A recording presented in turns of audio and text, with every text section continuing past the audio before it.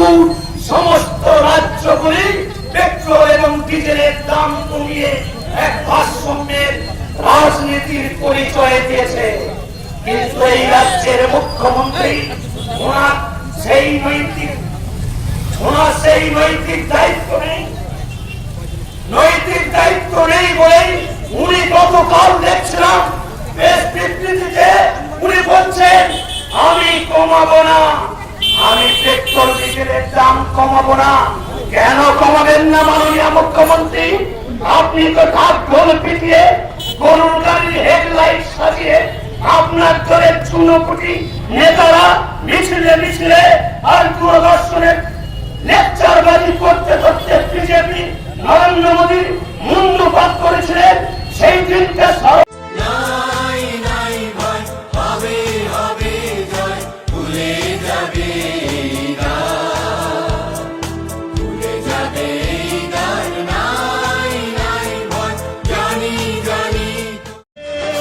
जागा है उसने पाया है, सोया उसने खोया। जाग उठा है घर घर हिंदू, जाग की तरुणाई। हिंदू हिंदू एक रहेंगे, हिंदू भाई भाई।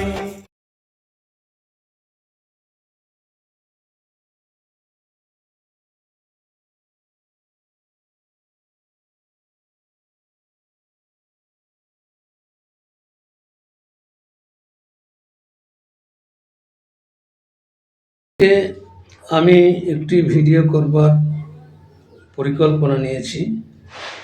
তার কারণ হচ্ছে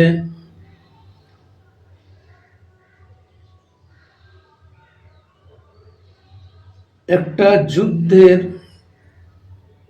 যুদ্ধকালীন পরিস্থিতি চলছে। এটা আপনারা বিগত 6 দিন ধরে শুনে আসছেন, দেখে আসছেন, উপলব্ধি করছেন।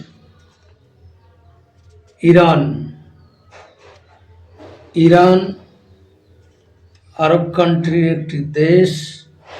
সেই ইরান যাদের কাজই হচ্ছে জঙ্গিদেরকে মদদ দিয়ে গোটা বিশ্বে একটা অস্থির বাতাবরণ তৈরি করে জঙ্গিদেরকে প্রশ্রয় দিয়ে বিভিন্ন রাষ্ট্রের নাশকতামূলক কাজকে সহায়তা করবার জন্যে তাদের অতীতের বহু দৃষ্টান্ত আছে। এগুলি আপনারা জানেন। এই গত 6 দিন ধরে ইরান একরকম তৃতীয় বিশ্বযুদ্ধ পরিস্থিতি তৈরি করে ব্যাপকভাবে ড্রোন হামলা, মিসাইল হামলা থেকে অত্যাধুনিক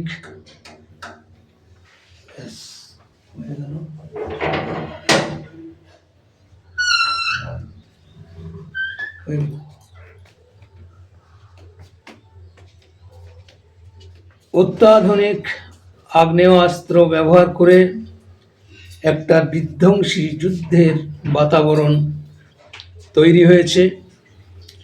এই যুদ্ধের এ পর্যন্ত আজকের সকাল পর্যন্ত যে খবর বিভিন্ন মিডিয়ার মাধ্যমে, বিভিন্ন ইউটিউবারদের সংবাদ পরিবেশনের মাধ্যমে ইতিমধ্যেই আমরা জানতে পেরেছি যে আজকের সকালের 9টার আগে পর্যন্ত প্রায় 2000 মানুষের জীবন চলে গেছে। সেই সঙ্গে সঙ্গে বিভিন্ন দেশের উপরে যে আক্রমণ শানিয়েছে, এই তৃতীয় বিশ্বযুদ্ধের যে বাতাবরণ তৈরি হয়েছে, এতে প্রত্যক্ষ এবং পরোক্ষভাবে বিভিন্ন রাষ্ট্র আজকে তাদের শক্তি প্রদর্শনের মাধ্যমে যুদ্ধ চালিয়ে যাচ্ছে। এতে করে ইরান আক্রমণ করছে ইসরায়েলের ওপরে। আমেরিকার যে নৌসেনা এবং সেনাবাহিনীর যে ক্যাম্প ঘাঁটি আছে সেগুলোকে ধ্বংস করার চেষ্টা করছে। ইতিমধ্যেই ধ্বংস হয়েছে, আমেরিকারও বেশ কিছু ক্ষয়ক্ষতি হয়েছে। আমাদের ইসরায়েলেরও অভ্যন্তরীণ কিছু বিস্ফোরণের মাধ্যমে ব্যাপক ক্ষয়ক্ষতি হয়েছে, ইরানেরও হয়েছে। ইরানের যে রাষ্ট্রনেতা খোমেনি, তার সপরিষদ তারা মারা গেছে। এই যুদ্ধ শুরু হওয়ার দ্বিতীয় দিনেই আমেরিকা এবং ইসরায়েলের যৌথ প্রচেষ্টায় এবং যৌথ উদ্যোগে এই জঙ্গি প্রধান এই দেশটির ওপরে আক্রমণ চালায়। তাদের জঙ্গি নিকেশ করার সংকল্প নিয়ে দীর্ঘদিন ধরে একটা প্রক্রিয়া চলছিল। আজকে সেই কাজটা, অর্থাৎ যুদ্ধ পরিস্থিতি সম্পূর্ণভাবে চলছে। এখানে জড়িয়ে পড়েছে ইরানের পার্শ্ববর্তী যে রাষ্ট্র তেহরান, তুরস্ক, কুয়েত, ইরাক, এই সমস্ত আরব কান্ট্রি, সৌদি আরব, সব প্রত্যেকটা দেশ তাদের নিজের নিজের অধিকারকে প্রতিষ্ঠা পাওয়ার জন্য, এবং এই যে তেল, আজকের খবরেই দেখলাম যে তেলের দাম বৃদ্ধি এবং ইউরোপ কান্ট্রিতেও হঠাৎ করে গ্যাসের দাম বৃদ্ধি হয়ে গেল, কালকের খবর। তো এই যে যুদ্ধ পরিস্থিতি চলছে, এই যুদ্ধ পরিস্থিতির মধ্যেই হয়তো আমাদের ভারতবাসীকেও তার জন্য খেসারত দিতে হবে, এতে কোনো সন্দেহ নাই। কারণ তেলের যে ভান্ডার, বিশেষত আরব কান্ট্রির ইরাক, কুয়েত, ইরান, এই সমস্ত দেশে মাধ্যমে তেল সরবরাহ করা হয়। এবং আজকে যে পরিস্থিতি হয়েছে, ভারতবর্ষ অর্থাৎ আমাদের কেন্দ্রীয় নেতৃত্ব, আমাদের বিশ্ববরেণ্য যশস্বী প্রধানমন্ত্রী, তিনি রাশিয়ার সঙ্গে দীর্ঘ দিনের সুসম্পর্ক স্থাপন করেছেন। ইসরায়েলের সঙ্গেও একটা বন্ধুত্বপূর্ণ সম্পর্ক তৈরি হয়েছে। ইরানের সঙ্গেও অতীতে বেশ কিছু বিষয়ে মৌ চুক্তি হয়েছে, এতে কোনো সন্দেহ নাই। কারণ ইরানেও বহু ভারতীয় ইরাক, কুয়েত, সৌদি আরব, এই সমস্ত দেশে প্রায় 1 কোটির ওপরে মানুষ, তারা সেখানে চাকরি বাকরি, ব্যবসা বাণিজ্য, বিভিন্ন মাধ্যম থেকে যে আর্থিকভাবে সচ্ছল হবার উদ্যোগ নিয়ে তারা নিজ দেশ ছেড়ে এই সমস্ত রাষ্ট্রে তারা গিয়েছে। তো এখন এই যুদ্ধকালীন পরিস্থিতির মধ্যে সেই সমস্ত ভারতীয় এবং বাংলাদেশি, পাকিস্তানি, আফগানিস্তানের গত 2 দিন ধরে দেখছিলাম আমাদের প্রধানমন্ত্রী উদ্যোগ নিয়েছেন এবং বিদেশমন্ত্রী এস জয়শঙ্করজি, অজিত দোভালজি, এদের তত্ত্বাবধানে ভারতীয় কোনো নাগরিক যাতে ওই যুদ্ধের আবহ, যুদ্ধ পরিস্থিতির মধ্যে, বিপর্যয়ের মধ্যে না পড়ে এবং তাদেরকে উদ্ধার করে নিজের দেশে ফিরিয়ে আনার উদ্যোগ নিয়েছেন। কিন্তু প্রশ্ন হচ্ছে, আজকে আমাকে এই জিনিসটা, এই ভিডিওটা, এই বক্তব্যটা কেন রাখতে হচ্ছে? আমরা উপলব্ধি করছি যে ইরানের খোমেনি মারা গেছে, তার জন্যে এখানকার পশ্চিমবাংলার এবং আরও আমাদের ভারতবর্ষের বেশ কয়েকটি রাজ্যে দেখলাম যে বামপন্থী মনোভাব এবং কংগ্রেসি মনোভাবের বেশ কিছু রাজ্য সরকারের বেশ কিছু দেশদ্রোহী ইরানের সপক্ষে তারা মিছিল বার করছে এবং ইরানের যে রাষ্ট্রপ্রধান খোমেনির মৃত্যুতে তারা আছাড়ি বিচারি কান্নাকাটি করছে। ঠিক এর পাশাপাশি আরেকটা জিনিসও দেখা গেছে যে ইরানের এই খোমেনি যে শাসন ব্যবস্থা বিগত দিনে চালিয়ে এসেছেন, এই শাসন ব্যবস্থার মাধ্যমে ইরানেরও বহু জনগণ একেবারে বীতশ্রদ্ধ হয়ে আছে। তারাও খোমেনির মৃত্যুর পরে এবং তার সপারিষদ যে মারা গেছে তার জন্যে আনন্দ উৎসব তারা পালন করছে, এ দৃশ্যও দেখা গেছে।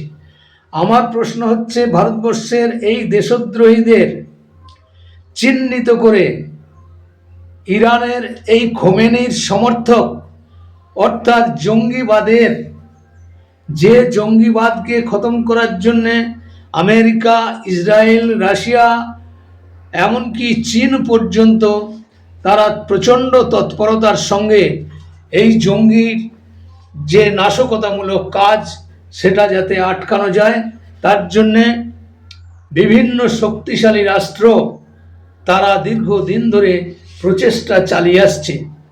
তো আজকে এই ইরানের যে যুদ্ধর বাতাবরণ চলছে, এই যুদ্ধর বাতাবরণের মধ্যে দিয়ে আজকে আমি ব্যক্তিগতভাবে আমিও প্রচণ্ড উৎকণ্ঠার মধ্যে এই 5-6 দিন ধরে আমার দিন কাটছে। তার জন্যে আমি আমাদের পার্টির যে কর্মসূচি, যে সমস্ত কাজের যে নির্দেশ দেওয়া হয়েছে সেই নির্দেশ আমি সঠিকভাবে পালন করতে পারছি না। তার জন্যে আমি আমাদের রাজ্য নেতৃত্ব এবং জেলা নেতৃত্বের কাছ থেকে আমি ক্ষমা প্রার্থনা করছি। কারণ হচ্ছে আমি মনের দিক দিয়ে যথেষ্ট দুর্বল হয়ে পড়েছি। কারণ আমার সন্তান, আমার পুত্র সন্তান, সেও রুটি রোজগারের জন্য, জীবন জীবিকার জন্য সৌদি আরবে চাকরি করছে এবং কর্মরত আছে। তা প্রচণ্ড উৎকণ্ঠা এই কারণে, যদিও আমরা বারে বারে তার সঙ্গে ফোনের মাধ্যমে যোগাযোগ করার চেষ্টা করছি যে কি পরিস্থিতির মধ্যে তার দিন কাটছে, সে শারীরিকভাবে সুস্থ আছে কি না আছে, এই ধরনের একটা উৎকণ্ঠার মধ্যে দিয়ে আমাকে দিন কাটছে। যদিও গত পরশু ছেলে ফোন করেছিল এবং ছেলে আমাদের জানিয়েছে যে তোমরা চিন্তা করো না, যেখানে এই যুদ্ধ বিগ্রহ চলছে সেখান থেকে প্রায় 1800 কিলোমিটার দূরে আমাদের প্রজেক্ট চলছে, আমরা কাজ করছি। তবুও এই যুদ্ধের বাতাবরণে কখন কিভাবে কি পরিস্থিতির সৃষ্টি হয় সেটা তো এই মুহূর্তে আমরা তো আঁচ করতে পারছি না।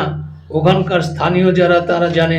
এই যে বহু মানুষ পালিয়ে আসছে ওখান থেকে, আমাদের প্রধানমন্ত্রীর সহযোগিতায় বিদেশমন্ত্রী এস জয়শঙ্করজি এদের তত্ত্বাবধানে যে উক্ত যুদ্ধর ক্ষেত্র থেকে এবং উক্ত এলাকায় যে সমস্ত ভারতীয়রা আছেন তাদেরকে সুস্থ অবস্থায় ফিরিয়ে আনার যে উদ্যোগ নিয়েছেন, ইতিমধ্যেই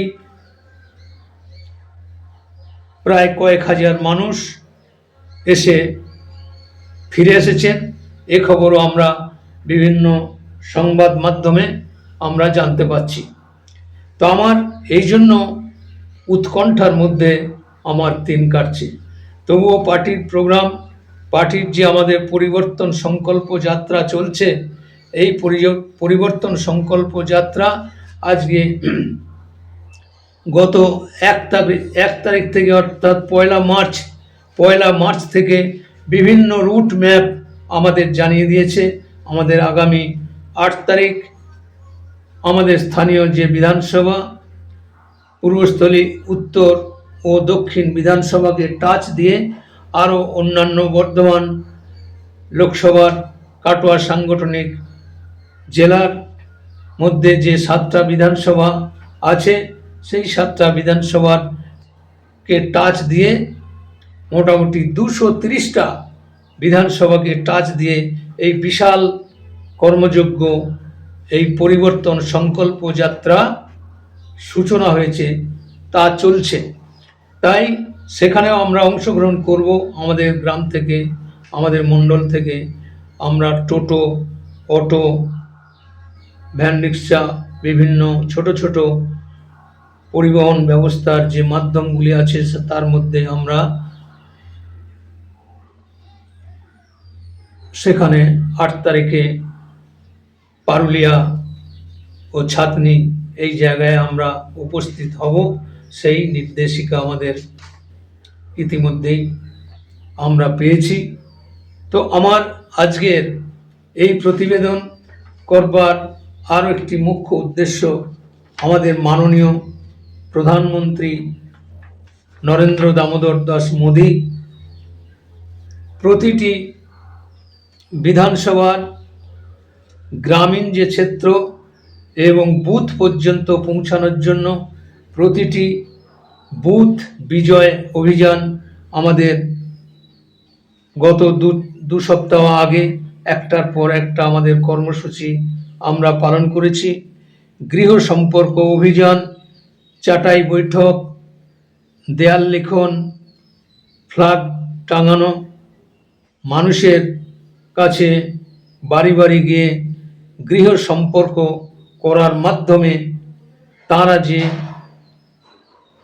যে লাভার্থী, অর্থাৎ আমাদের প্রধানমন্ত্রী পশ্চিমবঙ্গবাসীর জন্য যে যোজনাগুলি ঘোষণা করেছেন এবং সেই যোজনার মাধ্যমে যে সুফল পেয়েছে মানুষ, তার তালিকা আমাদের প্রস্তুত করতে বলেছেন।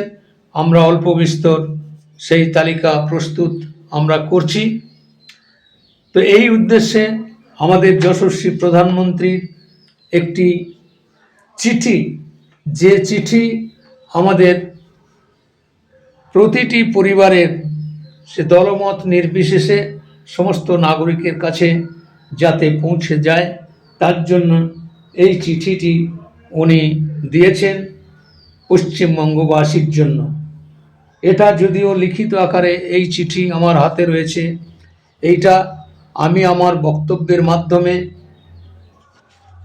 তুলে ধরতে চাই। এই কারণে এই চিঠি মানুষের বাড়ি বাড়ি পৌঁছে দেওয়ার পরেও একটা উদাসীনতা মানসিকতার কিছু মানুষ আছেন, তারা এগুলো পড়তে চায় না, এগুলো ছিঁড়ে ফেলে দেয়। তাই আমি আমার বক্তব্যের মাধ্যমেই এই চিঠির যে মূল বিষয়বস্তু, তা আমি এটা দেখেই আমার এই বক্তব্যের মধ্যে আমি লিপিবদ্ধ করছি। আমার প্রিয় পশ্চিমবঙ্গবাসী, জয় মা কালী।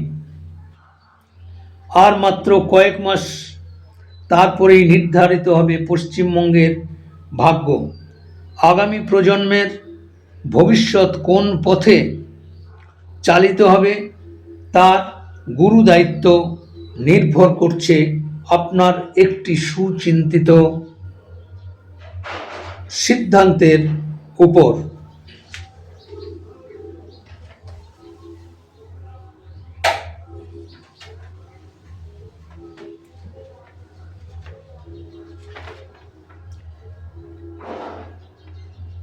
সুচিন্তিত সিদ্ধান্তের উপর আমার স্বপ্নের সোনার বাংলার আবাল বৃদ্ধ বনিতা আজ চরম বঞ্চনার শিকার। তাদের যন্ত্রণায় আমার হৃদয়ও আজ ভারাক্রান্ত। তাই অন্তরের অন্তঃস্থল থেকে আমি একটি সংকল্প গ্রহণ করেছি, পশ্চিমবঙ্গকে বিকশিত ও সমৃদ্ধ করে তোলার সংকল্প। গত 11 বছরে দেশবাসীর আশীর্বাদকে পাথেয় করে জনকল্যাণ এবং সর্বাত্মক উত্তরণকেই অগ্রাধিকার দিয়েছে আমার সরকার। অর্থাৎ গত 11 বছর আমাদের প্রধানমন্ত্রী যে 11 বছর ধরে উনি সরকারের গুরু দায়িত্ব উনি পালন করছেন, সেটাই উল্লেখ করেছেন। গত 11 বছরের যে জনকল্যাণমুখী এবং সর্বাত্মক উত্তরণকেই অগ্রাধিকার দিয়েছে আমার সরকার। কৃষক ভাইদের কল্যাণ থেকে শুরু করে যুব সমাজের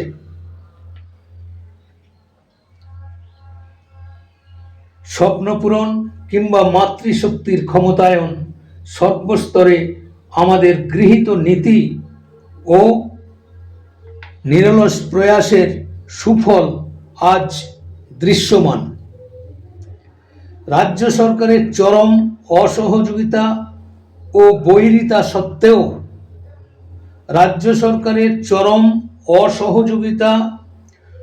বৈরিতা সত্ত্বেও আজ পশ্চিমবঙ্গের 5 কোটি কেন্দ্রীয় জনধন যোজনার মাধ্যমে ব্যাংকিং পরিষেবার আওতাভুক্ত হয়েছেন।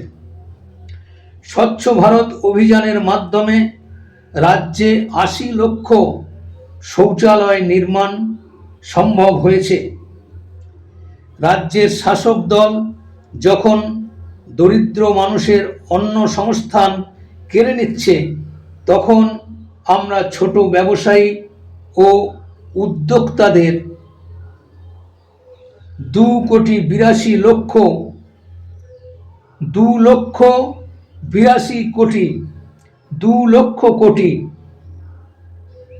82 হাজার কোটি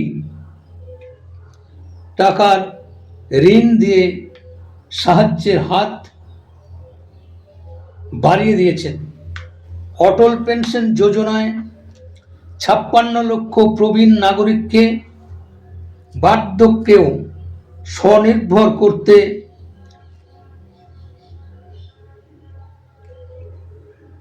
পেরেছেন, তার জন্য তিনি কৃতার্থ। উজালা যোজনার মাধ্যমে 1 কোটির বেশি পরিবারের রান্নার গ্যাস সংযোগ পৌঁছে দিয়েছেন। মা বোনেদের ধোঁয়ার জ্বালা থেকে মুক্তি দিতে পেরেছেন প্রধানমন্ত্রী।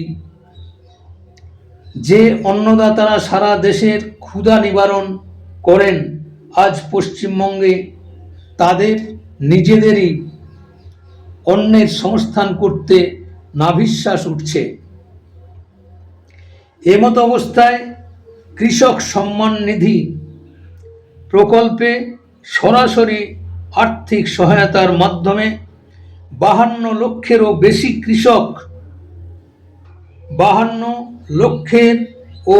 কৃষক ভাইয়ের মুখে হাসি ফোটাতে সক্ষম হয়েছেন আমাদের কেন্দ্রীয় সরকারের কর্ণধার এবং আমাদের দেশের যশস্বী প্রধানমন্ত্রী নরেন্দ্র দামোদর দাস মোদী। স্বাধীনতা পরবর্তী সময়ে এই পশ্চিমবঙ্গই ছিল দেশের অর্থনীতির দিশারি, শিল্পান্নয়নের অগ্রদূত। অথচ আজ পশ্চিমবঙ্গে এই রুগ্ন ও জরাজীর্ণ দশা দেখে মন ভারাক্রান্ত এবং ব্যথিত হয়েছেন আমাদের প্রধানমন্ত্রী। গত 6 দশকের অপশাসন ও তোষণমূলক রাজনীতির কারণে পশ্চিমবঙ্গের যে অপূরণীয় ক্ষতি হয়েছে তা বর্ণনাতীত। একদিকে কর্মসংস্থানের অভাবে যুব সমাজ ভিন রাজ্যে পাড়ি দিতে বাধ্য হয়েছেন, অন্যদিকে নিরাপত্তা ও অভাবে আমার পশ্চিমবঙ্গের মা বোনেরা আজ শঙ্কিত, সন্ত্রস্ত। স্বামী বিবেকানন্দ, ঋষি অরবিন্দের মতো যুগ পুরুষরা যে পশ্চিমবঙ্গের স্বপ্ন দেখেছিলেন তা আজ ভোট ব্যাংকের সংকীর্ণ রাজনীতি ও হিংসা ও নৈরাজ্যে জর্জরিত, যা যা আমার এবং সমগ্র পশ্চিমবঙ্গবাসীর কাছে অত্যন্ত পীড়াদায়ক। পশ্চিমবঙ্গের ভূমিপুত্র দেশনায়ক নেতাজি সুভাষচন্দ্র বসুর স্বাধীনতার ডাক একদা গোটা দেশকে উদ্বুদ্ধ করেছিল। আজ সেই পুণ্যভূমি অবৈধ অনুপ্রবেশ ও নারী নির্যাতনের কলঙ্কিত। কবিগুরু রবীন্দ্রনাথ ঠাকুরের সোনার বাংলা আজ ভুয়ো ভোটারের দাপট এবং নৈরাজ্যের অন্ধকারে ডুবতে থাকা পশ্চিমবঙ্গকে নিয়ে আজ সমগ্র ভারত চিন্তিত। কিন্তু আর কতদিন আমরা মুখ বুজে সহ্য করব? এবার পরিবর্তন অপরিহার্য। আজ দেশের বিভিন্ন রাজ্যে জীবনযাত্রার মান উন্নত হয়েছে, দরিদ্রের মুখে হাসি ফুটেছে। আয়ুষ্মান ভারত একটা কালজয়ী যোজনা। এই যোজনার মাধ্যমে একদম নিম্ন মধ্যবিত্ত থেকে আরম্ভ করে একেবারে প্রান্তিক গরিব মানুষদের জন্য এই আয়ুষ্মান যোজনার মাধ্যমে যে 5 লক্ষ টাকা চিকিৎসার খাতে সুযোগ সুবিধা, যেটা আমাদের প্রধানমন্ত্রী দিচ্ছেন, পশ্চিমবঙ্গ বাদে ভারতবর্ষের আরও 23টি রাজ্যে ভারতীয় জনতা পার্টির সরকার চলছে, সেখানে কিন্তু চালু হয়ে গেছে। শুধু অবিজেপি সরকার আছে এরকম রাজ্য অনেকগুলি আছে যেখানে এই আয়ুষ্মান যোজনার গরিব মানুষের যে চিকিৎসার সুযোগ, সেই চিকিৎসার সুযোগ 5 লক্ষ টাকা পর্যন্ত কেন্দ্রীয় সরকার দিয়ে চলেছেন। কিন্তু পশ্চিমবঙ্গবাসীর আজ প্রচণ্ড হতাশাগ্রস্তর মাধ্যমে আজকে তাদের দিন কাটছে। এই যোজনা বিগত 2014 সালে প্রধানমন্ত্রী দায়িত্ব পালন করার পরে তিনি অনেকগুলি যোজনা, প্রায় 136টি যোজনা তিনি ঘোষণা করেছেন, যে যোজনার মাধ্যমে সারা ভারতবর্ষের কোটি কোটি মানুষ আজকে উপকৃত হচ্ছে। তো কিন্তু দেশের বিভিন্ন রাজ্যে জীবনযাত্রার মান উন্নত হয়েছে, দরিদ্রের মুখে হাসি ফুটেছে। আয়ুষ্মান ভারত প্রকল্পে মিলেছে স্বাস্থ্য সুরক্ষা, যুবদের নতুন কর্মসংস্থান হয়েছে নিশ্চিত এবং নারীর নিরাপত্তা হয়েছে সুনিশ্চিত। পশ্চিমবঙ্গেও এই প্রগতি ও বিকাশ আজ একান্ত কাম্য।